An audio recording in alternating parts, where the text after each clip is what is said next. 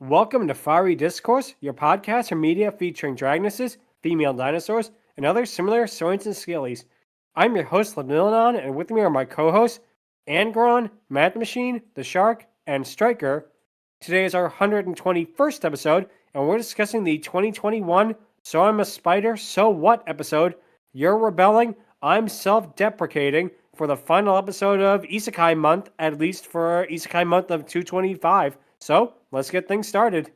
Oh no! Freaking slams the rock down. Yep. Well, we got the SpongeBob episode reference pretty much out as soon as possible. I think that's a new record for the ratio from runtime to SpongeBob reference. The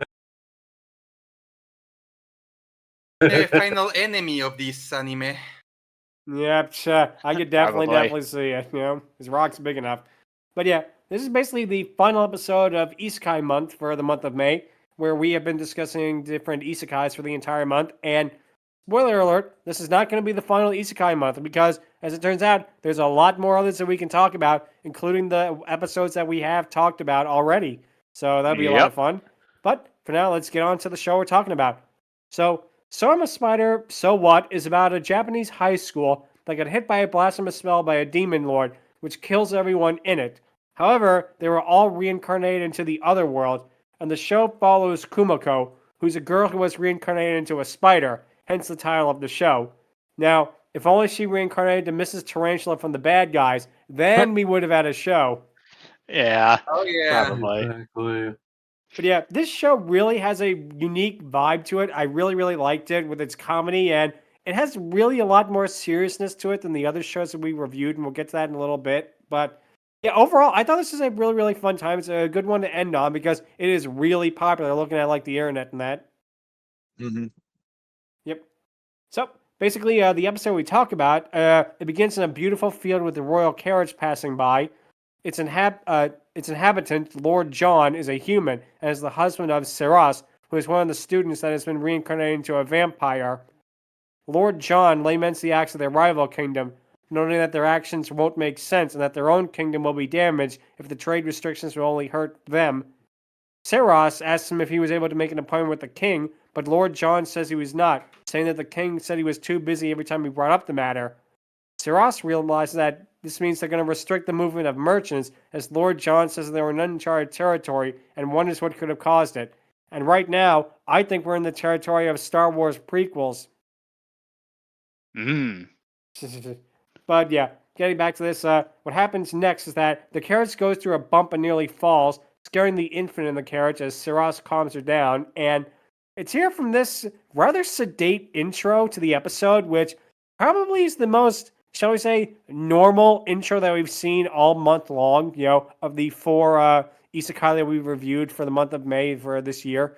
This is the most sedate pre-intro opening, and that's probably by design because the intro to this show is definitely the weirdest and probably arguably the best one we talked about because this is great. This is really great. Yeah. Yep. Mm-hmm. It sets to the song Bursty Greedy Spider, performed by Kononomi Suzuki, and it's pretty good, you know.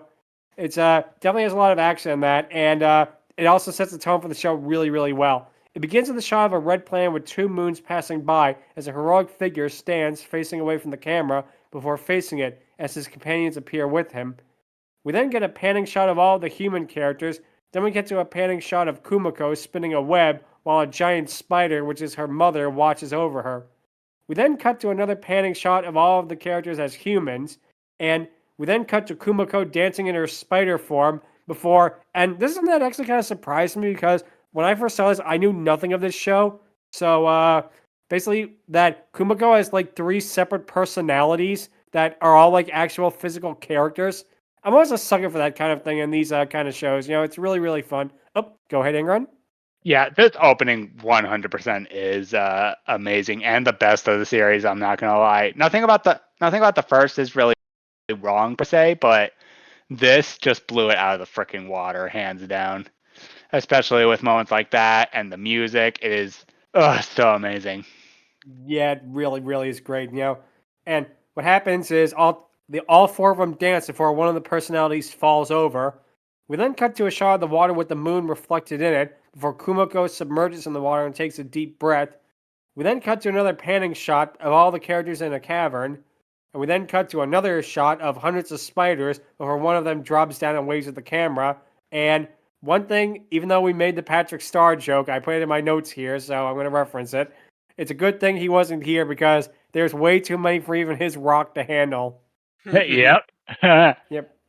One thing that I do that's interesting is when we cut to the characters all as high schoolers going about their day and playing football and the like, where we then see a shot of 3 of the characters disappearing one after another. And we then see a shadow of a spider run across the screen before zooming in on Kumoko's human form. And we then see an army of Kumoko spiders as her mother watches over her. And we then see a group of characters as one of them, who is an elf, turns away from them all, basically looking pensive in the camera. That my apologies to any and all fans of the show if I do not get all of the names of all these characters. There were quite a lot to go through. Yep. But yeah, anyway, we then next see a group of all the female characters, Kumoko included, lip-singing to the song. The next shot has kind of a rainbow color filter on it as the mother spider blasts energy, and a group of Kumoko spiders are disintegrated because of this. And the rainbow color filter, this is probably just showing my age, I'm an old man and that, but it reminded me of Windows Movie Maker, you know? Kinda. Definitely kind of has that vibe to it in that. But we then cut to Kumoko sparring with Aria, who is another spider woman, but she's a spider woman. She's not a little spider like Kumoko is. I think that's something that we kind of forgot to mention beforehand, but we'll get to that in a little bit. We then cut to a montage of other characters, basically quick cuts of all of them, and we then cut to Kumoko leaping in the air, followed by her alternate personalities, which is pretty much the penultimate shot of the intro. The intro ends with a shot of the red planet with the moons in a rectangular shape, and unfortunately, it is not the monolith from 2001: A Space Odyssey. Sorry, had to do that, you know. We all have our instead of references in monkeys. mind as old movies. Yeah, instead of monkeys, it's now spiders. That would have been interesting. That would have been really, really neat to see. But, Yeah. Yep. But the episode then continues after this intro, which, like I say, for my money, just kind of getting off topic a tiny bit here, I think this was the best intro out of all of them we saw, just because, I don't know, it has kind of a way that it really gets the tone across the show as a whole, you know? Yeah, I agree to an extent. I will still hold that the opening to Restaurant to Another World is awesome, though the visuals kind of betray the overall music. And but yeah, I will admit that this one definitely has definitely hooked me in a little bit more than the others. Yeah, I definitely can see why. Oh, go ahead, Matt. I think the reason you like this one best is because this is the most quote-unquote normal for an isekai anime. Most isekai are shonen, and this was a fairly typical shonen style opening for an anime. Yep. I can definitely see that. You know, that very well could be a reason. That. Oh, go ahead, Shark. I mean, not entirely, but it's like the goofiest, like the one that it's clearly tied to. It has moments where they're trying to make you laugh, per se. Yeah, definitely. You can tell they're trying to do that kind of thing. So, what happens, though, is that the episode continues with a point of view shot of Kumoko walking as we see things from her eyes, which really is cool because he's doing that kind of like spider vision thing. And I always thought it was cool when shows do that kind of thing. But basically, she narrates that her mother of her is bad news. Then we kind of zoom in on her mother telling her to come back. And the fact that her mother is like a photorealistic spider makes it way, way funnier, you know? Yeah. Like that right there is a great, great joke, you know? Oh, go ahead, Shark. Yep. Basically, meanwhile, someone was reincarnated as a butterfly, and their father is a close-up of Wormy. Oh, Nice. Classic. Go ahead, Matt. Well, photorealistic 100-foot tall spider, but I mean, hey. Yeah. Yeah. So that's true. But, however, basically, Kumoko then covers the screen in a chibi form as she talks about how her mother isn't a homemaker begging her adult kids to come visit. However, her mother's face suddenly appears again, startling her. And it's here we gotta kind of point out something that is very, very interesting, that Kumoko is now CGI in this next shot, because basically, it's kind of like what they did with and this is our frame of reference to show what kind of people we are. It's very much like Kirby Right Back at Ya, when they would sometimes make Kirby, DDD, and Escargoon from 2D to CGI characters, and it really reminded me of that for some reason. It's not as Yeah. jarring as when they do it there, maybe because, I don't know, technology has improved since like the Exactly. early 2000s, but I will say one thing, it's an absolute shame that DDD and Escargoon are not in this show because the second half definitely could have needed them. Believe me, the second half definitely could have used, if it ain't my faithful servant Escargoon. Surely, My, yes. don't you look spiffy today, mister? You downright spiffy yourself.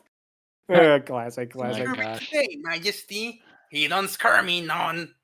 Classic. Oh, sorry, Matt, go ahead. So all of the monsters in this series are made with CG, Kumiko included, obviously. As she goes back and forth between CG and 2D animated, typically 2D when they want to have her a bit more expressive, but otherwise CG for the majority of the series. I think that they did that as a budget-saving measure because they knew that they could have more creatures and more battles on display if they had all the creatures CG. The issue is the CG is a bit rough for everything that isn't Kumiko herself. It's not Berserk 2016 levels of bad, but it can look kind of woof at times. But yeah, here I think it's definitely come a long way since that point. And while there are moments where the CG definitely can feel a little off, especially for a series like this, and especially since other series like Yu-Gi-Oh! Arc V have done something like this, I personally think that this is an interesting yet welcome direction. Basically, what was I going to say? Oh yeah, basically the CG here can definitely feel rough, but I feel it's definitely a welcome addition and has oftentimes gotten better as time and effort has went on. Yeah, I definitely can agree with you there. I don't. I know it can be rough, but it's honestly come a long way since stuff like freaking Yu-Gi-Oh! Yu-Gi-Oh! 5Ds and whatnot. True. Also, Yeah, Stryker. Yeah, I do have to say this. I actually didn't think the CGI was that bad in this show. Same. However, it could be better, but it's mainly because of the budget. Uh-huh. Notoriously, anime series have very strict budgets. Yeah, I can definitely see that because there weren't that many monsters in this episode, so probably that's why I didn't think it was so bad. But looking at photos of like some of the other monsters, yeah, they don't look the best, unfortunately. I'm not blaming the show writers or animators or anything like that. I'm not blaming them at all. Same. It's one of those things that it really still looks a little bit off, but it is a little rough. But regardless, that doesn't apply to this episode, really. So continuing onward. Yeah, all good. Yep. What happens is she then reasons that Kumiko then reasons that she did a good job leaving her other personalities with her mother. We then cut to the other three personalities doing a pose before the original Kumiko arrives, yelling that they're not going to do a Sentai joke. And yeah, this show too is really, really funny, especially when Kumiko is on screen, which makes what happens in the second half of the show really kind of a shame, but we'll get to that more in a little bit, even though it does bring us our Dragoness, but we'll get to that when we get to that. Basically, she then says that having her other personalities react to everything was annoying, but now that they're gone, she misses them. She then notes that it's human nature to be selfish, but then realizes she's not human anymore and continues onwards. She continues to walk off happily before seeing a group of humans below a cliff. Hiding behind a brick wall, she curses her luck. And I just have to say one thing. Kumiko, at this point, you're never going to steal Mr. Krabs' popcorn bucket. Oh my gosh. Nice one. Yep. But we then cut to a bunch of human knights fighting with each other as Kumiko wonders what they are doing before seeing the people in the carriage draw the curtains close. She notes that one of the group of humans are bandits attacking the carriage and wonders if she should help out the other humans. Kumoko then notes that she had been trying to avoid humans, but would feel bad if she didn't do anything to help them. She then reasons that she'd be considered a monster in their eyes, then considers about going after the bandits. And it's here we get another really hilarious joke where basically she says that she'll get more experience in fighting humans, and she doesn't want to fight normal people, but bandits are fair game. And it's here we cut to basically done in a Chibi style, with her being happy that she gets experience points, and the humans being happy because they don't have to deal with bandits. And again, the Chibi art style shifts are really, really funny. Like between this and Farming Life in Another World with like Glassy Moon is like the Chibi dragon going roar, roar. They've really been some of the best jokes of Isekai Month, you know? But Yeah. basic math, go ahead. Yeah, the humor in this series works really, really well, particularly because Kumiko herself is an absolute nerd, and she just leans into all of these jokes. And the writing staff knew to make these kind of jokes fit for a character like that, so they just keep doing pop culture references, nerd references. If you're an otaku references, just all this kind of stuff. And it fits for a show like this because it comes from a place of we understand these people and the kind of things that they would do, jokes. Right, right. I definitely can see why, because again, go ahead, Angron. Yeah, from the beginning, she said that she was a more antisocial, closeted sort of girl. But yeah, here, stuff like this, where she's like alone and ultimately just like imagining stuff of grandeur and whatnot, it makes sense because like, yeah, she could very well show signs of being on the spectrum, and also pretty much validates that she herself is pretty much an antisocial otaku, and I'm pretty sure a lot of people out there can definitely relate with her because of that. Huh. I did not consider it that way if I'm watching, but I can definitely see where you're coming from now, you know? Yep. Yep. So basically, Kumiko then notes that when she ate the people who tried to burn down her labyrinth, they tasted good, and we then cut to something that really kind of shocked me because we actually see her drink blood and devour basically the bloody remains of humans. And again, I was not expecting that in this kind of show, you know? I know that even from the other isekai with like the monster fight scenes that I would have violence, but nothing on like this level. So that definitely kind of shocked me a little bit, you know? Seeing her Yeah. eating from like a blood-soaked arm, severed arm on the floor, you know? Yeah, not the first time she did that sort of thing, and it probably won't be the last either. Yeah, exactly. Hmm. But yep, she then says that she could really go for some hotties as the flashback of her eating the flesh continues. She then looks at the bandits, and we're saying that hotties are not on the menu. Then notices the baby. Thankfully, it's not going where you think it's going. But the bandits then fight with the soldiers, with the latter being sliced in the back and falls down dead. One of the bandits opens up the carriage door and smirks evilly, preparing to attack, before Kumiko's web basically wraps around his neck and throws him away from the carriage door. We then cut to her hanging from her spinneret, lamenting that, I guess we're doing this, as she swoops to the air. And it's here we get a really, really cool fight scene. And I have to say just one thing. Where was this kind of fighting in Spidey and his amazing friends? You couldn't have added this in there? All right. Oh man. Now So- I'm imagining Kumiko going up against Gabi and freaking Elektra as a raptor. Huh. Yeah, she would He would- absolutely... She would be such a little weirdo over there. Believe me, she really, really would. Yes, she would. She Yeah. would absolutely decimate the freaking competition. Easily. But the bandits are in shock over seeing a monster like that and screaming about how she has the boss. And one thing I do like, when they see her, basically when we're not basically in Kumiko's point of view, they see her as a realistic spider. I like that. I really like that they do that kind of thing, you know? Same. Yeah, that's not a great touch. Yep. But Kumiko attacks the bandits, basically killing them off using her pincers and slicing through them with her webs. One of the bandits tries to run away but trips and falls. Her eyes start glowing at the sight of him, and then we get something that, again, kind of surprised me. We get a point of view shot of Kumiko as she's slowly lowering the bandits' health, HP, and MP to 0, calling the causing the guy to keel over dead as soon as it basically reaches the end of the bar. And again, that's something that was a really unique way of basically killing off these guys. That it was that the show wasn't afraid to get creative like that. Oh, go ahead, Math. Her eyes glowing is because she's doing an evil eye technique, and that's why he's losing health, because she is literally killing him by looking at him. Yep. Wow. Yeah, it reminds me of the freaking Ed joke from Big Picture Show. If looks could kill, I'd be dead. Nice. In this case, it's literal. Go ahead, Chuck.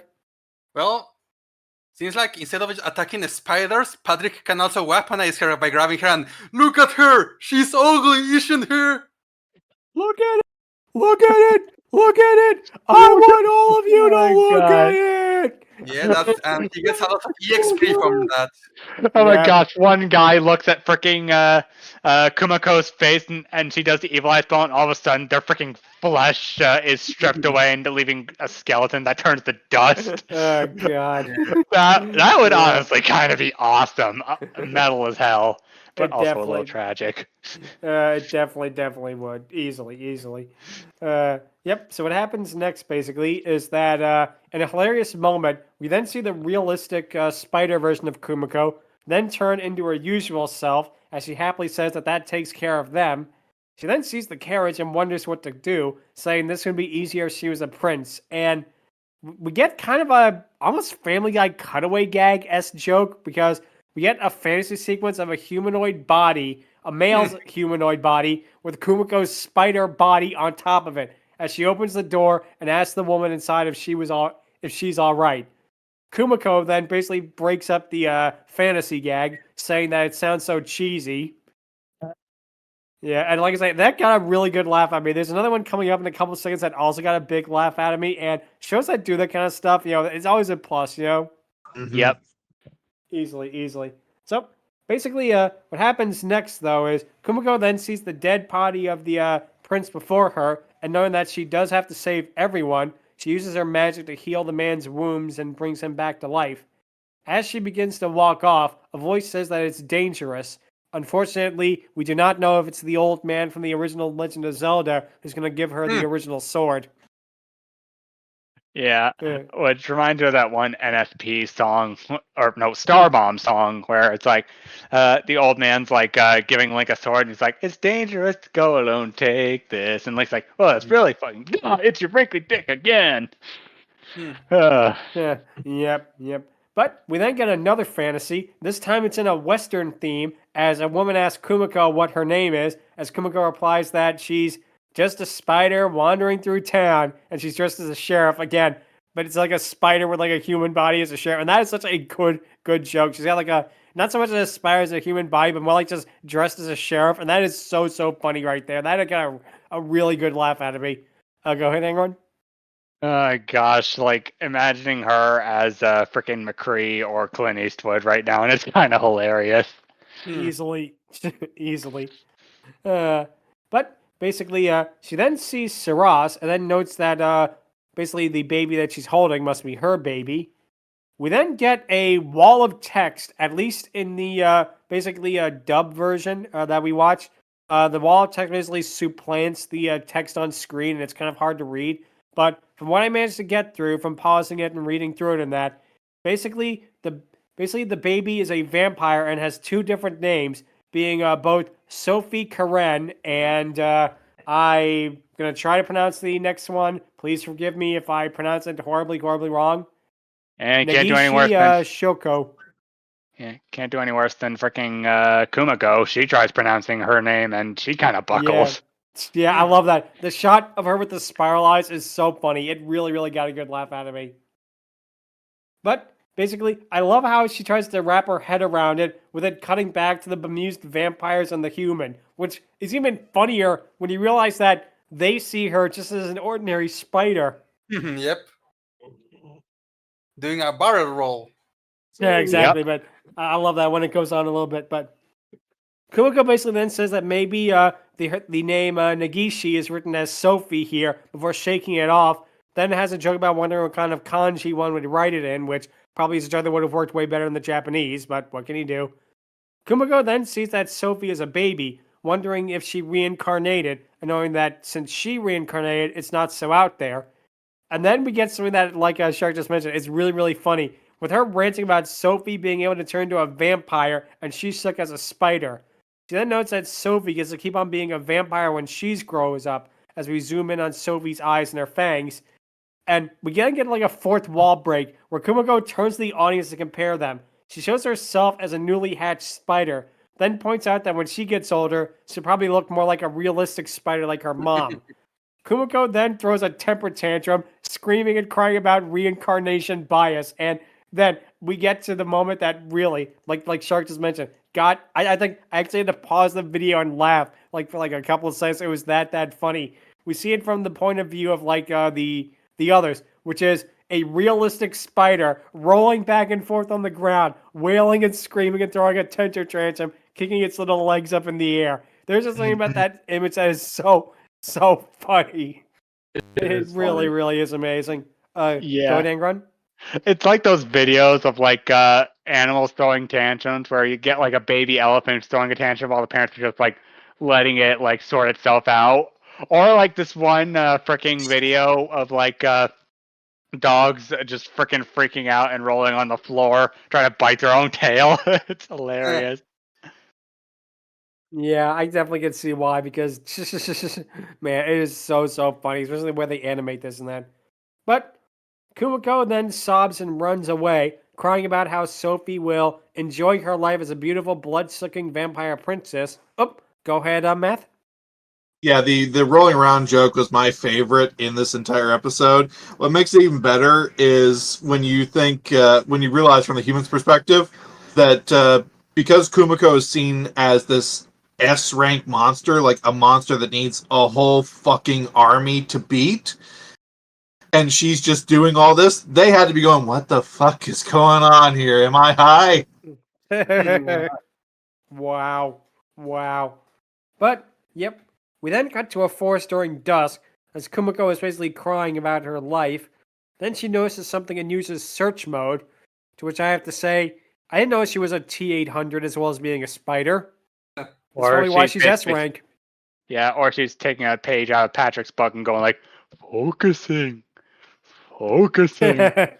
Nice. Yep, she's a dweeble, and she'll grow out into the Triton dweeble at some point, so Nice. watch out for Louie, little girl. Yep. She can probably take him, let's be honest. But she then sees a group of people in robes talking about the carriage attack by the bandits and about the baby. The group then all take off their headdresses, revealing them to be elves, and they really just reminded me of Link from Legend of Zelda, which makes me want to see a version where they all just talk like him. Ha! Yeah? Yeah? They just make the noises. Nice. That would have been amazing.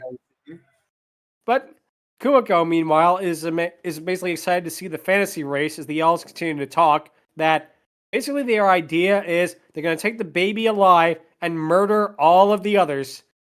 So, yeah, they're not so nice and friendly, are they? Nope. Kumiko is uneasy about all this as the carriage rides off, and she notes that she was jealous, but then realizes that vampires have their own problems and that, quote, everyone is playing life on hard mode. And as she walks away, we pan to a shot of several dead people before it fades to black. And this is the last time in the episode we see our titular character. Yep. Believe it or not. For now, at least. Yeah, I was about to comment on that, hey kids, do you like your spider in your zoo? I'm a spider, so what? Well, she's gone. Yeah. Exactly. It's it almost becomes, and not just from that, also from the tonal shift for the most part, it becomes a totally different show. It feels like this is a two-parter of a Western show. Part 1 is a different story and part 2 is a different story, because it just feels so weird that they do this. With the other isekai we talked about, it was all one continuing story, and even Restaurant to Another World had the two plot lines, but they happen concurrent of each other. But this is okay, story 1 is done with Kumiko. That's it. Now let's do this story. I'm not saying it's a bad story. In fact, it gives us our dragoness, but definitely something interesting. Oh, go ahead, Math. Yeah, the series, I believe, did this intentionally as sort of to show how different this is from Kumoko's perspective, because from the perspective of the rest of the people that we're about to get into, it's your very stereotypical isekai series. It becomes almost paint by numbers in that respect. That's why with Kumoko, everything looks so weird and so wild and goofy, because it is so different than the expected norm. And I think that this was intentional by the author to show just how different this series is. Huh. I could very well see that if that was like the intention of it. I definitely could see them trying to pull off that kind of thing. But let's see. Angron, you were saying? Yeah. Spoilers for a series that's about 5 years old at this point, more or less. But oh, sorry, no. 8, 9, 10, 20, 22, 23, 8 years old at this point. Ha! 8 legs, 8 Okay. spiders. Tch. Basically, all the stuff happening with Kumiko is in the past before the others pretty much appear. So all the stuff happening there is happening in the past with her. But then years later, however, all the stuff happening with the demon, with the vampire and whatnot, as we'll soon see, is the present. Meaning, and basically, at that point, it's revealed that Kumiko is pretty much allied with the main baddie of the team instead of fighting against it. How this happened, we don't know. The series hasn't really continued at that point, but yeah, she is basically doing all that wacky stuff in the past. And in the present, you'll see. It's going to be a lot more. It's going to be a lot more serious because of that. Anyways, Matt, you were saying? Wow, I did not predict that. Wow. Go ahead, Matthew. Sorry about that. Yeah, that's one thing the series did early on, was to try and trick people into thinking that these were events happening at the same time. About 3-4 episodes in, they do reveal that this was actually happening in the past. But by this point, yeah, they make it very clear you're looking at 15 years in the past for the Kumiko events, and the present is the other group events. Huh. Yep. Like I say, wow, that's something I did not expect to find out about this show, but wow, or this series rather. But wow, that is, I give them credit due. I like that they do that. That is something very unique. That's very much in their own way in that. And yeah, give them all the credit due. That is really, really well done. So props to them for that. So basically, now we get to the second half of the episode, which basically it fades in. We see the shot of a castle as we see that Schlain and Sue arrive at the hall of King Migas, which is their father. The king asks what Schlain wants, as Schlain says that he was about to ask his father the same thing. Schlain then says that Sue said that his father had a message for him. Try saying that 5 times fast. Sue then uses magic to kill the king and blast a hole in the man's head, basically shocking Schlain, who begins weeping. And it's obviously the reason that Sue did this. She's tired of being the least remembered Pac-Man ghost. Nice. Had to do it. Our Had to boy. do it. Reincarnated in the Pac-Man world. True. It's, that is very, very true. Let's hope it's not ghostly adventures, but That Schlain time I begins got reincarnated as a ghost. surprised I haven't done that with Pac-Man. Namco would be all for it, but regardless. Well. Schlain begins to ask Sue why she did that, as Sue then screams, yelling to her brother about how could he do such a thing. The guards all arrive as Sue says that Schlain killed her father. The guards ask if he has gone mad, as Schlain tries telling them it was Sue that did it. Obviously, he probably should have said it was the one-armed man. It would have gone better for him if that happened. Yeah. Oh, dear But- God. Yep. Schlain then sword fights at several of the guards, only for one of them to reveal to be Hugo, Schlain's most hated rival. Oh, go ahead, Chuck. No, I posted it by accident. Okay. Oh, all good, no problem. Yeah. So basically, what happens though is another guard, Silas, reveals himself and chastises Hugo for revealing himself too early. Schlain asks what's going on, as Hugo reveals that Silas is Schlain's older brother. He's wanted the throne for a long time, and Hugo does it because he just wants to seek revenge on him. One thing I will say here is Hugo's lip flaps here for the dub are really kind of poorly done compared to the rest of the show. Like, basically for the rest of it, it's really on point. Here, I don't think they were able to do it, and it does look kind of weird. A little bit. Yeah, but it's not that much of a big deal breaker, but it's one of those things, I kind of noticed. But regardless, Schlane says that Silas would have been next in line anyway as the older brother, but Silas says that the king was planning on revising the Order of Ascension, so Schlane would have ruled instead. Hugo says that the king did this because they learned that Schlane was the true hero, and thus would use it to keep him off the battlefield.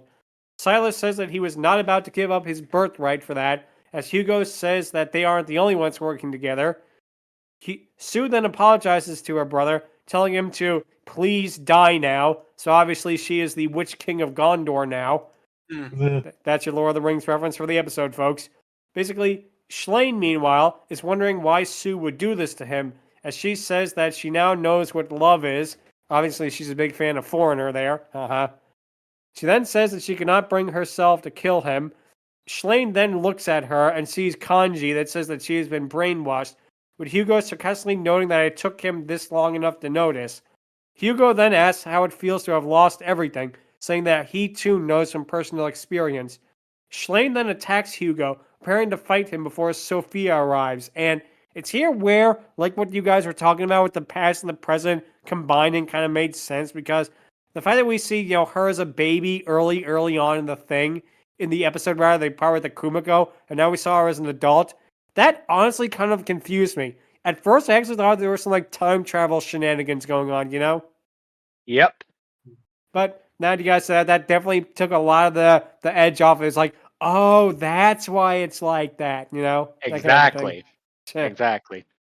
But basically, what happens though is the vampire then blasts away Schlane's magical shield, knowing that she thought he'd be tougher than that. Schlane is shocked that Sophia can block his spells, as Hugo then pulls out his sword on Schlane and tells Sophia that he can handle the situation. Sophia tells Hugo that Schlane just punched him in the face. However, Hugo is about to stab into Schlane, but he is rescued by Philemus, who runs in and knocks out the guards. Basically, she's a really great character. She's probably my favorite non-Kumoko and non-Dragoness, no spoilers there for later, character in this episode. I like her design. I like her voice. She really, really is good, Yeah. But basically, what happens is she stops and stares at Sophie in shock as time seems to slow down. She then runs out of there, grabbing Schlane's hand as Hugo yells to stop them. Silas and Sue also tell the guards to stop Schlane, as Philemus uses magic in order to blast the guards away. Schlane says they have to go back for Sue, but Philemus says that there's no time for that. Then we get to see, okay, again, forgive me for the pronunciation of this name, Tyrants? Irons, yeah. Thank you. And Anna appear upon both sides of the man. He's still in shock over this. Tyrants tells Schlane that he's going through a lot, but they have to get him out of there as a magical portal opens up. The group runs through the portal as Schlane looks back at Sue one last time. We then get, interestingly, a series of still frames showing all the knights fighting with each other, as Philemus says that it's a coup organized by Silas with help by Hugo. Basically, what their plan is they're going to pin the blame on Schlane for murdering his father and pretend to have repelled Schlane's invasion. And that is really clever, Mm-hmm. Like, for this kind of show and this kind of a thing, that's a really complex plot, and I give him credit for that, Oh, go ahead, Matt. That's the shonen anime, too. One thing I'm noticing, and this isn't a bad thing, it's just an interesting thing. You keep referring to the characters as their isekai names rather than their school names. Like Filmus is Miss Oka commonly. Schlane is typically referred to as Shun, etc. I think this is one of those because you're coming in the middle of the series. It's easier for you to keep track of them by the isekai world names rather than their student names. Yeah, I think that's also probably the reason because, again, this really was my first time watching this show as a whole. And, yeah, I think that's what happened. I just jotted down these names to the notes because I looked at them and it's like, oh, this character's named this character's named that. Okay. But knowing that, I definitely can kind of see why. Oh, go ahead, Shark. Yeah, I did start the series with this episode for the podcast.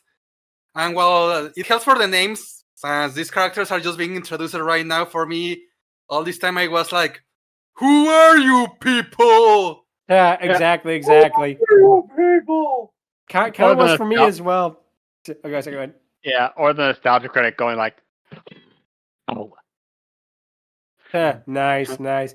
But yeah, basically, yeah, I think that's what happened is that I just looked it up like on like fan wikis and that like, okay, this character is this and this character is that and that character is that. Okay, you know, but kind of a pain when you're doing like that, but it's all good.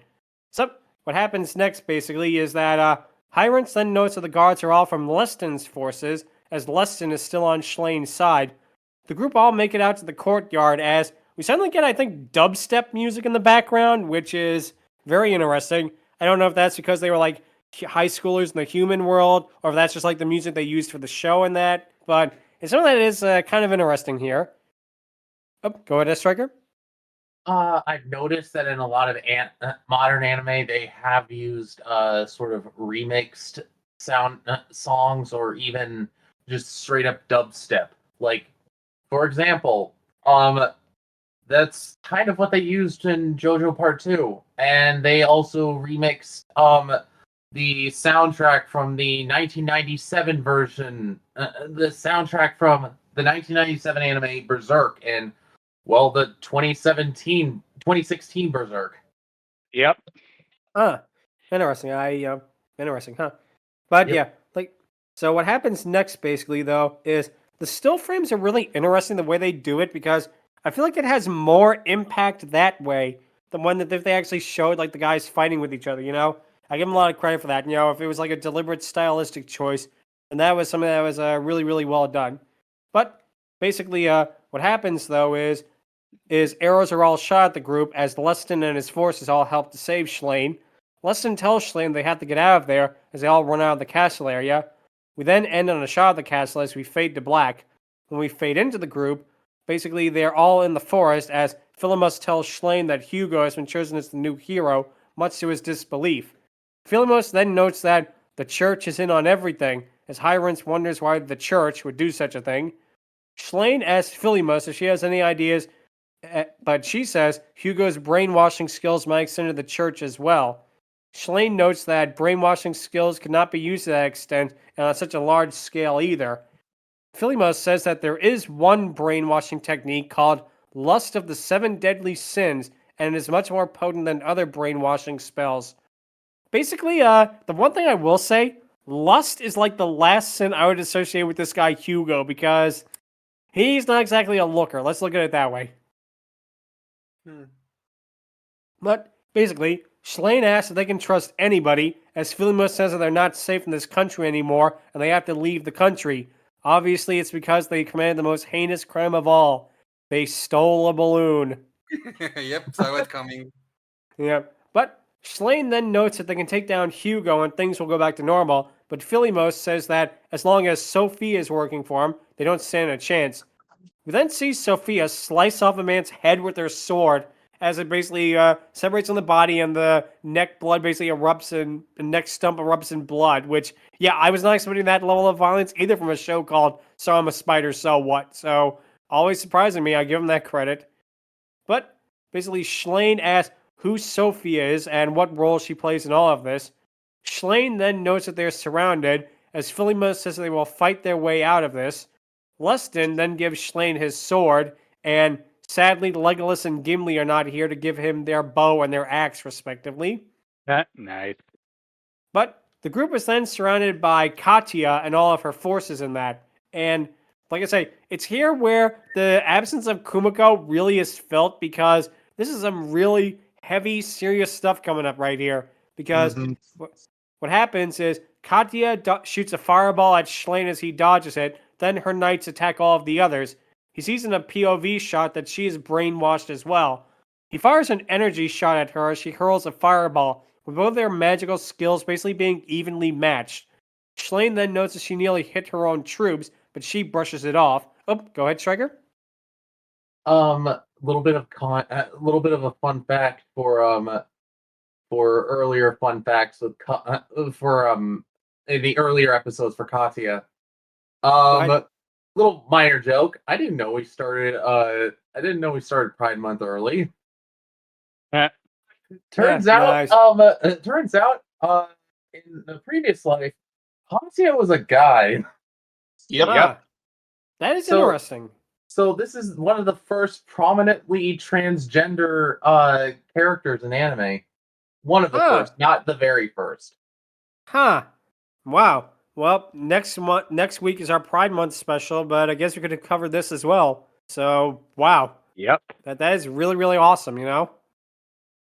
Yep. So, basically, what happens next, though, is that for some reason, this shot is done in kind of a shaky cam style, with basically it jittering all over the place, and it probably wasn't intentional, but it definitely kind of weirded me out a little bit. I had to rewind it to make sure it wasn't like the upload of the video or something. I had to watch it, from another source net just to make sure it wasn't like that particular version of the anime that I saw it with. But basically, Katya then says that worrying about the enemy is naive and that he needs to grow up. Schlane tells her to wake up, but she retorts that she has never been more awake and prepares to launch another fireball at him. She then tells him to be purged from the earth as she attacks him, with Schlane then holding his sword to her throat. And, go ahead on Math. To explain the shaky cam, Japan really loves to do sort of a shaky cam as a character is effectively losing their goddamn mind. And I think Shun is kind of losing in this situation. I can see that. Actually. It's very Yeah. prominent in horror anime, but they do this whenever, like, in a shonen, whenever something really traumatic is happening, they do that a bit too to show that it's very psychologically damaging to the main character. Yeah, Yeah. another anime that does a good job of this is JoJo's Bizarre Adventure. Definitely. So, basically, what happens next is that we then get probably the most tragic moment of the episode. Excuse me, because for a second, it seems like she goes back to normal, but it turns out to be a trick as she kicks him in the stomach and prepares to kill him. Anne and Hiron see him and want to help, but they're busy with their own battles. But then, Katya returns to normal for real and begs him to kill her. Basically, she says it's the only way that she can be stopped. And yeah, this is really, really dark stuff here. It's hard Because- stuff too. Yeah, Mhm. yeah. Definitely. Yep. She basically fights the brainwashing as best she could, but it's too late. She basically kills herself basically by impaling herself on Schlane's sword. And wow, this I was not expecting this. Like the first half of the episode to the second half of the episode, really huge tonal shift here. That is something that I easily was not expecting at all, you know? Definitely. This was a very much surprising thing that the show did. Yep. Go ahead, Chuck. Yeah, again, with the lack of Kumoko doing his silly spider things, they basically had no reason to hold back at this point. Yep. Bring out the blood! Splashes a Yep. bucket of blood on the audience. Sure. Look at the Wow. blood. Yeah, Sure. just do what they did in freaking Carrie. I was thinking more like Blade, but yeah. That too.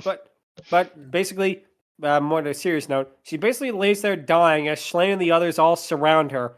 Schlane begs Katya not to die, but Philima says that she's already dead. Schlane then looks at the sky and screams out her name as the screen shakes because of this. We then cut to Katya slowly waking up being held by Schlane and Anne, the former being overjoyed that she is still alive, and it turns out to be actually kind of Schlane's doing in a way, that he brought her back to life, you know. He then tells Anne to look after Katya as he joins the fray. Philimos then says that there's no reason to hold back from the battle anymore as Sophia returns with the severed head of the Elf King, basically. The vampire then licks up his blood, saying that it tastes vile. We then get a reminder that Sophie was a human, basically tying into the earlier part of the episode, because Philimos calls Sophie by her human name, but Sophia tells her not to call her that, then tells her not to be so shocked about how she could kill so easily. She then says that Philimos has no power over her, saying that they're not in Japan anymore. Schlane is amazed that Sophia is a reincarnation, as well, as we just previously kind of spoiled earlier, Philimos was Sophia's teacher in the let's say, non-isekai world. Let's do it that way. And yeah, we kind of spoiled that earlier, but I imagine if you were watching this, that would have probably come up as a pretty big shock, at least, you know? Mhm. Yep. But basically, Philimos then tries using her magic, but it has no effect as Sophia grabs her by her throat. Schlane goes in to help, but is stabbed by somebody else. Sophia is ready to break the neck of Philimos, as Schlane is unable to heal from his wounds.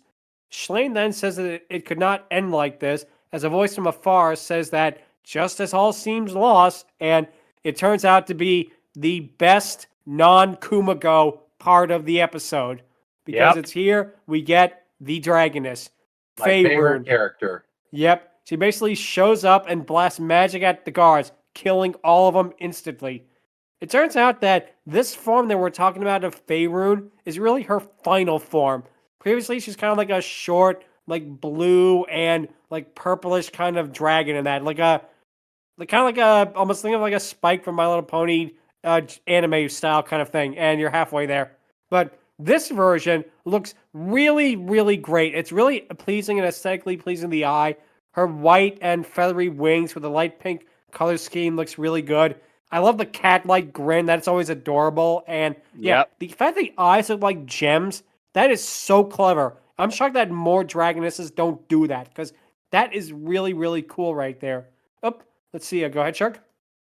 Yeah, she kind of looks like a hybrid between a dragon and a moth.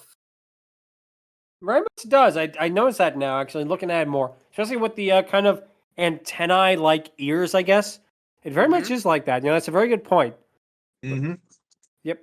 But yeah, I definitely, she really is adorable, and she is easily the best non-Kumiko part of the episode by far. Like, at this point, I was actually getting kind of antsy. I was like, where's the Dragoness? Come on. But it was worth the wait. It is absolutely worth the wait because, wow. I mean, this is probably one of the best designs we have seen. I don't know if she's the all-time best of Isekai Month, but that's for the Dragoness Scale to decide. Exactly. Yep. She's almost Fa- an ex machina if you think about it.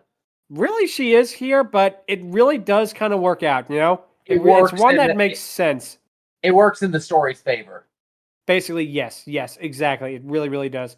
But what happens, though, is Feirune then flies by Sophia, which causes her to drop Philimos. Schlane is shocked to see her in this form and said that she arrived in the nick of time. She then explains that she woke up in this form and says that he was in danger, arriving to help him out. And one thing about Feirune, she has the least amount of screen time of all the Dragonesses we've discussed. Yep. Mhm. But that doesn't affect her at all, although it might affect her Dragoness score. Basically, Schlane says that they were in trouble, but she saved them. Then turns to his friends and tells them to get on the dragon so they can escape. Oh, go ahead, Shark. Yeah, I was gonna say she is the one with the least amount of screen time, but she's also the only one who is full dragoness in the episode, unlike every single other one we have covered. Yep. That is true. She does not have a human form, at least not in this episode. Excuse me. Basically, what happens, though, is Schlane turns to all his friends and tells them to get on the dragon so they can escape. Sophia then runs towards them, saying that she won't let them escape. Feirune says that it's not up to her, and she blasts a beam of light at the vampire, while the others get on her back and fly to safety. And it's here we get something really interesting, because for the most part, throughout all the other isekai we talked about, the episode ends and it goes to the ending theme. They do not do that here. The credits just play during this sequence and throughout the minute runtime of this episode. That I don't know why they didn't do it for this episode, but it is pretty interesting. Yep. Go ahead, Meth. That's a common thing with anime where they'll have a big event episode, and her coming to rescue everybody was sort of the big event, where they will extend it and just play the credits over the events happening rather than have the outro play, so that they can get about a minute and a half more proper anime into it. I see. But basically, yeah, it's really interesting they did that, and don't worry, we will talk about the ending theme in this episode still. We are going to talk about it, so no need to worry about that. Yep. Of course. But Basically, what happens though here is that Schlane rescues one of his friends. They all fly off on Feirune's back into the distance. Schlane asks if this is all a nightmare as we fade to black. Then we fade back in to see Sophia talking to the Demon Lord over how her scheme was a success. The Demon Lord then says, "Poor little Schlane," sarcastically, as Sophia notes that he deserves a little discomfort like she had. This episode ends with Sophia pledging her skills to the Demon Lord. Then, of all things, a kind of little Mario-esque jingle over the show's logo, which definitely is interesting ending, let's say. Like, I was not expecting that to be the final shot of the episode, but I guess I want to end it with some levity, because I gotta get an 8-bit version of Kumoko show up. But now we're going to talk about the actual ending theme of this episode, or the show rather, because there wasn't one in this episode. It's set to Reality Convex Hierarchy by Yuki. The ending begins with a shot of a purple moon floating in space before we pan down to see Kumoko standing before it. And it's here we get to what the song is. The song is a metal song, basically. Oh, go ahead, Math. For reference, Io Yuki is the voice actress for Kumiko herself. Nice. Yeah, so that's why they have Kumiko singing the theme song in the end. It's really, really adorable. Oh, go ahead, Shark. Yeah, it's like how the Japanese version of Live Light in Smash Ultimate is sung by Kirby's voice actress there. Nice. Oh. Yeah. Huh, I did not know that. That is awesome to hear. Oh, go ahead, Math, again. Sorry. So typically what happens is whenever it's a voice actor or voice actress singing an opening or ending for the anime that they're in, it's typically sort of a poppy kind of song. So I can only picture what happened is they were asking Ao Yuki, okay, so what kind of pop song do you want to sing? And she just went, I want to sing thrash metal. It works. Like that. It actually works. It actually really, really does work, believe it or not. It actually, it fits. Let's do it this way. As the song picks up in tempo, we cut to Kumiko running up a wall horizontally. The wall turns out to be a music staff as a spider dodges the notes before bouncing off the logo. We then cut to Kumiko at a rave party, basically singing the theme song with neon lights of her name flashing everywhere. We then cut to a close-up of her singing, then to a montage of her making various faces. As she sings into the camera, we then cut to her dancing around the stage in an idol outfit, before we then cut to zoom-ins of her with blood on her face, having taken out all of her foes, which, definitely another bit of a mood whiplash there, but it is a lot of fun, basically. It's Japan. Don't question it. Exactly. Yeah, don't question that shit. It's Exactly. Pinkie Pie, basically. Easily. We then cut back to her singing as it zooms out from the shot onto the crowd. We then cut to Kumiko running up the staff again, dodging the notes as multiple versions of her appear. We then cut back to her as the idol singer, surrounded by her alternate selves. We then cut to her dancing for a few moments, and then the ending then ends with a chibi version of her basically falling asleep. And it's really cool. It really, really is a cute one. I can kind of tell why they didn't use it for this episode, because basically I can see why, because this episode is more serious than the others, judging from all the stuff that happened with like Schlane and like losing his kingdom and Feirune showing up as the Dragoness and that. And I can see why, but at the same time, man, this is a fun ending. This probably is my favorite ending as well, to be honest. Just because, number one, it has such a joyous yet dark feeling, which I feel sums up the tone of the show perfectly. Go ahead now, Matt. To further emphasize that joyous yet dark feeling you were experiencing, loosely translated, this song is about her poning all of her enemies and eating them. Ah, Yeah. well then. Oh man, that's pretty much every freaking thing that could possibly imagine. You mean every Easily, single one of her easily. episodes? Wow. I mean, I can see why. Go ahead, Shark, sorry. So you're saying this is Louis' theme song, huh? Yeah. Oh, God. No. Louis does not deserve a theme song as this awesome. Louis deserves a theme song sung by, like, kazoos and slide whistles and that. That's Too all he late. We already deserves. got that with Pikmin 4. True. But, yeah, I'm just saying he doesn't deserve a song as this cool. But, yeah, basically, that's it for the show, basically. Soma Spider So What is still ongoing in manga, but the anime ended later in 2021. And yeah, I really enjoyed talking about it. It was a lot of fun, really interesting. I learned some more about it actually from this episode than I did from my notes, believe it or not. But yeah, I really, really enjoyed it. It's really fun. And yeah, as a whole, Isekai Month really was a lot of fun because we got to talk about stuff that I never really even considered talking about on the podcast before, or at least didn't really have experience talking about it in general. And just to talk about all this stuff is really, really fun. And believe me, we have Isekai Month planned for 225 already and probably 226. So if you've been a fan of these episodes, thanks so much and stick around for them. And yeah, that's going to tie into the question of the week, which is a bit of an unusual one compared to what we usually do, which was, what was your favorite show of Isekai Month? So basically, because we reviewed 4 shows this month, we reviewed Farming Life to Another World, Restaurant in Another World, Tsukimichi Moonlit Fantasy, and of course this, I'm a Spider, So What? Basically, I'll go first, and man, it's hard because every show brought something new to the table. Every show had something that was really, really fun. But I really, really had to think hard about this because my answer kept changing 15 times. I was like, well, this one was better. No, that one was better. No, that one was better. But I think when I boil it down to what it is, to what I like, the comedy, the animation, basically everything about it, I think my favorite might have to be Tsukimichi Moonlit Fantasy. A very close second, though, is Farming Life, believe it or not. This, believe it or not, it was either this or Farming Life that would be second. But they were like neck and neck. But getting back to my number one choice, I feel like Tsukimichi works because it just has everything, It has such good, voice acting. It has a fantastic premise. The humor is amazing. The animation looks phenomenal. The backgrounds look phenomenal.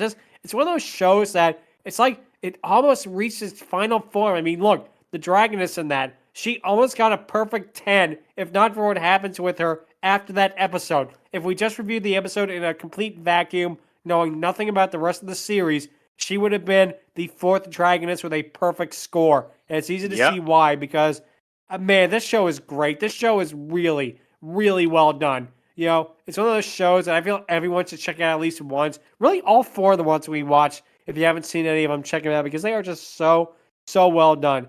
But yeah, that's gonna be my choice for my favorite. It's gonna be Tsukimichi Moonlit Fantasy for my favorite episode that we talked about for Isekai Month. Angron, what would your pick be?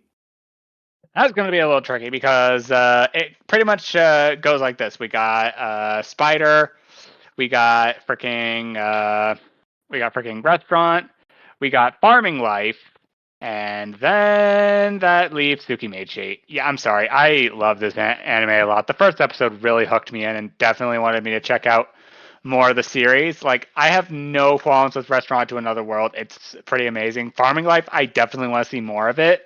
And Spider, I mean, I like it. I really do. But I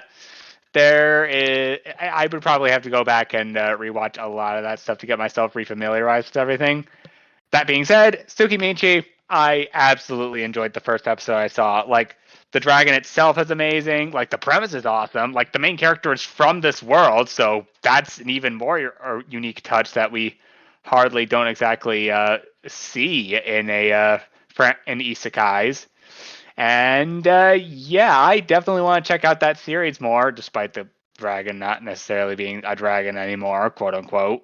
So, I'm definitely going to put Tsukimichi at the top. Nice. I wonder if we'll all be unanimous or we'll all have different opinions, but we'll see now. Math, what would your pick be?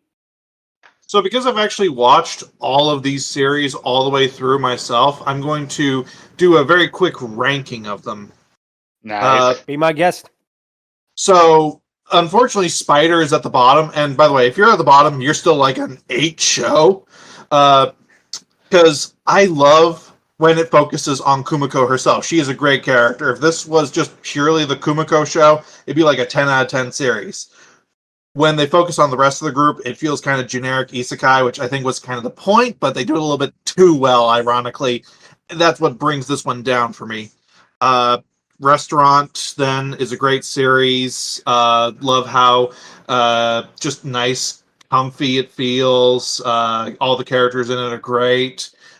Do enjoy the show and how just episodic it is and just how pleasant it is overall. Tsukimichi would be my favorite, except they have this weird little tendency to bring up plot points and then just never do anything with them. This happens like 3-4 times in the series. It's a little bit noticeable, not too distracting or doesn't take away much from it. It's just one of those things of, if you watch all the way through it, it does kind of get like, huh, why did that happen, and then never brought up again. Otherwise, like you've all been saying, great series, some of the best comedy in Isekai, some of the best animation, character designs, all that stuff. So I'm probably going to be the only one here. My favorite was Farming Life. I can love see that. how comfy and cozy and just relaxing that series is. It is such a pleasant experience. Ever since I first watched it, I end up watching it like every few months just because it's nice to go back to as a comfort food series. Yeah, believe it or not, for me, Farming Life was like on the cusp of being number one. It was like so close to being like my favorite, but I think Tsukimichi pushed that just a tiny bit more. But Farming Life definitely is second in my ranking.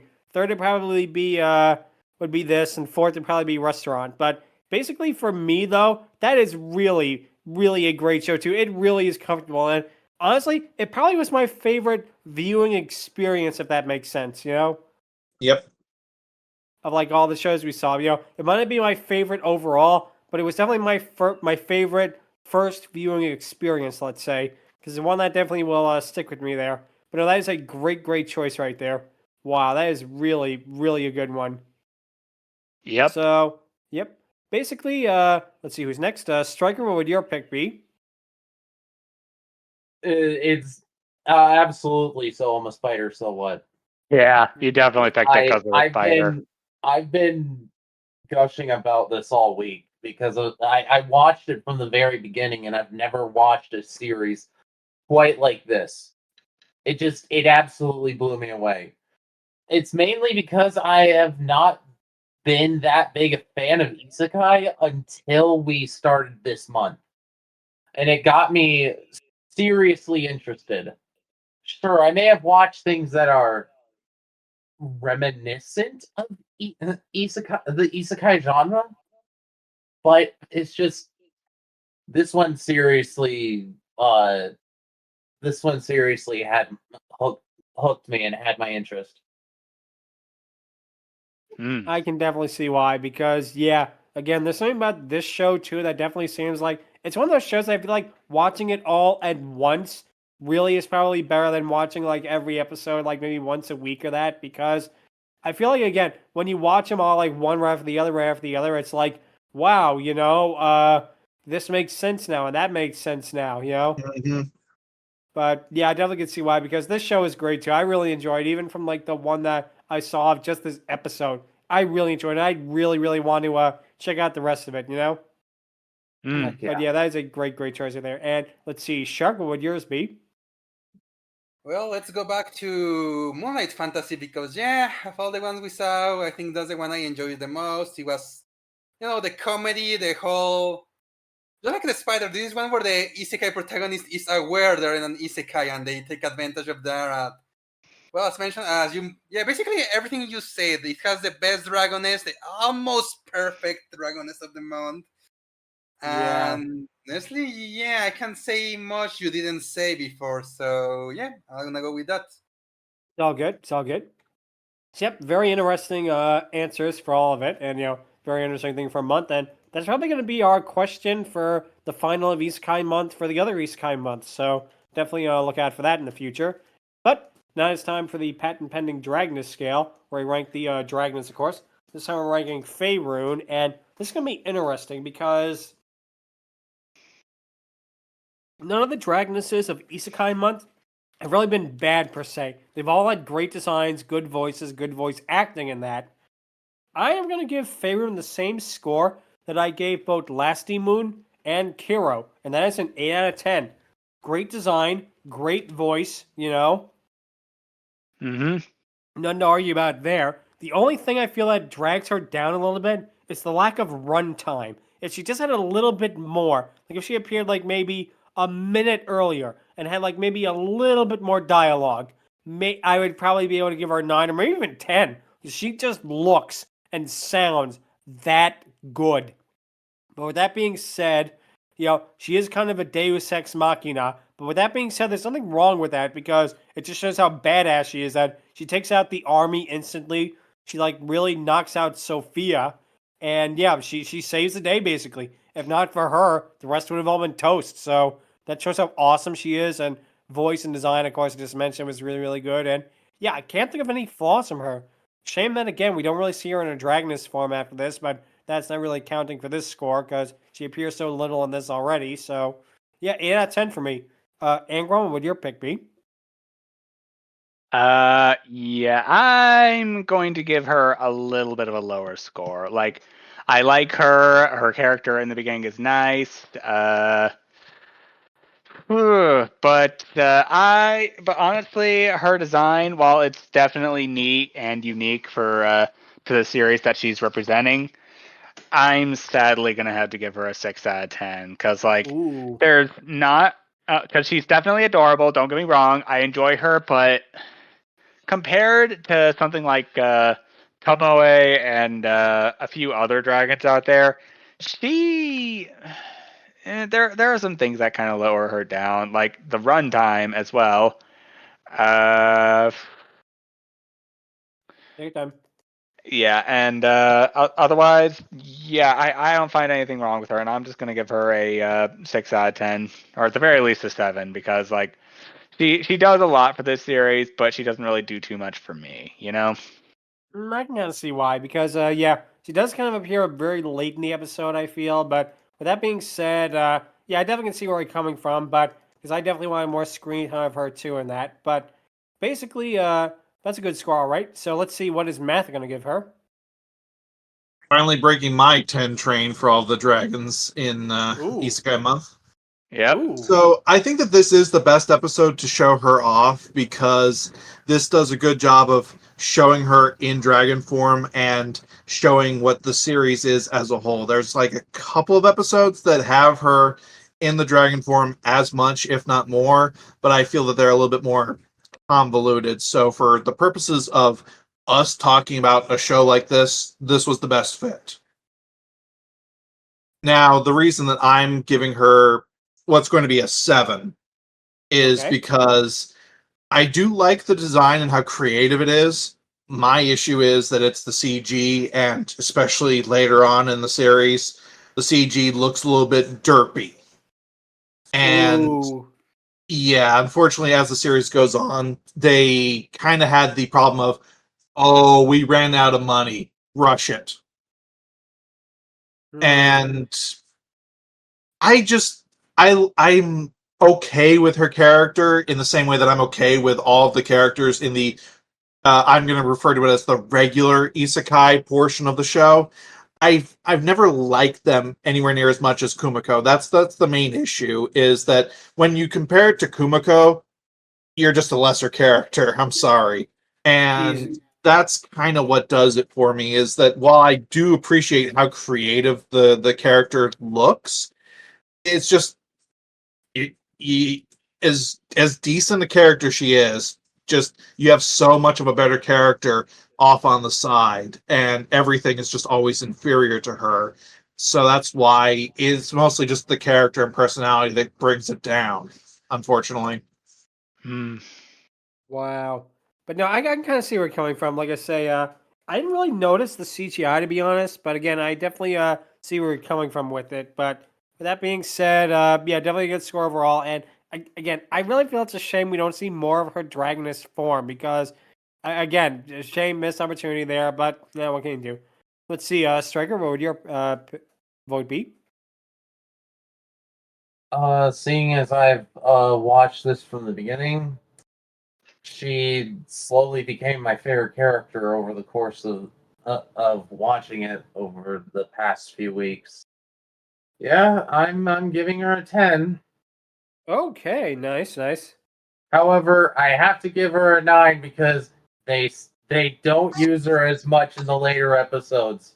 I'm sure they use her more in manga or light novel, but she's still a 10 in my mind, but she's realistically a 9. Indeed. Yeah, no, I understand where you're coming from, But like I say, yeah, that's all good. It's all good. So let's see, Shark, what would your Math? Go ahead, sorry. Yeah, just to further emphasize what I was saying just a minute ago, the final episode, she is in her dragon form for the whole episode. She doesn't move once. They just ran out of money, could not animate her. She's physically there, not moving. Wow, that is lame. Wow. I think that's kind of the problem that Stryker's talking about, is that it got kind of rough at the end.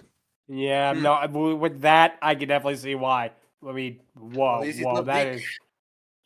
Oh yeah, God. Thank God it's not them because Uktar would have showed up. Ugh. That too. Let's see, Shark, what would your vote be? Well, there's certainly a lot of positives about this one. I like her design, like I mentioned it. I see it like a hybrid between a dragon and a moth. That's pretty unique.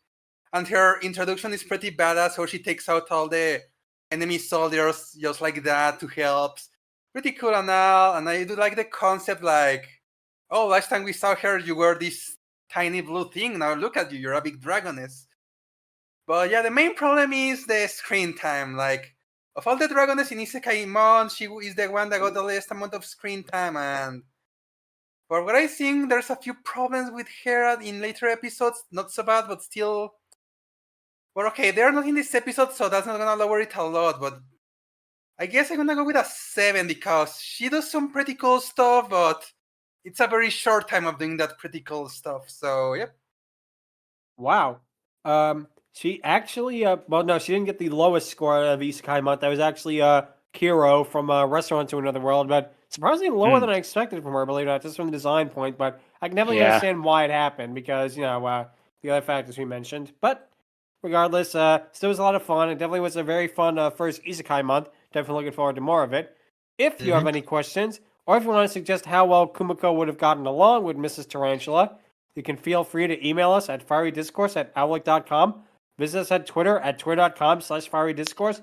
Visit us on Blue Sky at Blue Sky Fiery Discourse. Be sure to subscribe to the Fiery Discourse YouTube channel and subscribe to the playlist. Like and hit the bell icon. Leave any all comments. Comments are always appreciated. Also, one of our co-hosts, Lucky Evie, is looking to go to a group home in the UK. That will be in the description, and any all help for that will be appreciated. Next week, we'll be talking about the 2020 TV movie Dragon Rescue Riders Secrets of the Song Wing for our Pride Month episode of 225. And why is it a Pride Month episode? You will have to wait and see to find out, but let's just say it is a very interesting set of dragonesses there. Definitely. But that's going to be it for this week. And until then, thank you all so much for watching, and take care. And see you next week for Pride Month, and see you next year from when we do Isekai Month Part 2. Yep. Sayonara. Bye-bye. Peace out. Adios. See you all next week.